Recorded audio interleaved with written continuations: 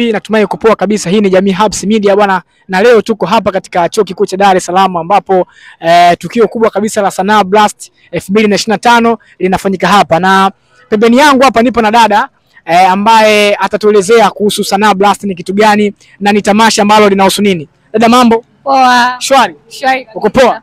Niko poa. Umependeza? Asante sana. Watu wanahitaji kujua kuhusu Sanaa Blast Festival ni jambo gani ama ni tamasha linalohusu kitu gani?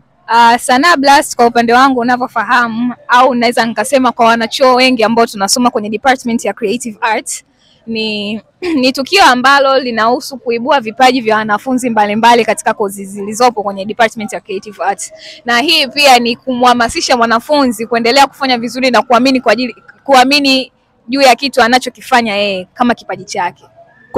Kuna kitu gani kikubwa sana ambacho mmekiandaa ambacho mtu ashawishike kuja kuangalia Sanaa Blast Festival 2025? Well, as how we know ni kwamba hii ni festival siku 3. This is day 1 na ndo kwanza tumeanza.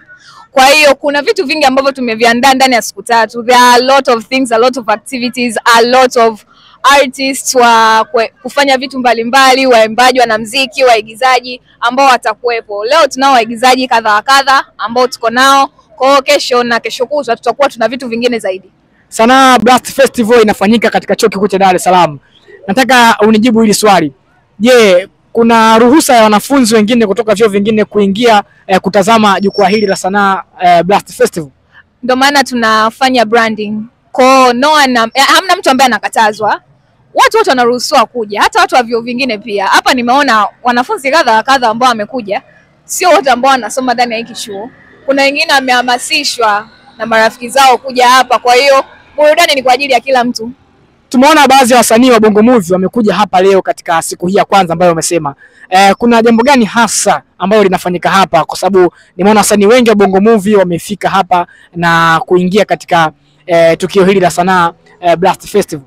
Well, kuna screening tunafanya ya movie hizo ambazo hao wasanii wameigiza, na pia tulikuwa tunahitaji kujifunza zaidi kutoka kwa wao wenyewe kwamba ni kitu gani wanakifanya huko nje, ni kitu gani kikubwa ambacho kimewafikisha hapo walipofika. Ndio maana pia tuko nao siku ya leo. Unawaambia nini mwanachuo ambaye muda huu bado hajafika katika maeneo haya ya Sanaa Studio katika Chuo Kikuu cha Dar es Salaam? Namshauri afike mapema zaidi na haraka, hajachelewa. Vitu ni vingi, burudani ni kubwa mno. Asisite kufika kwa wakati.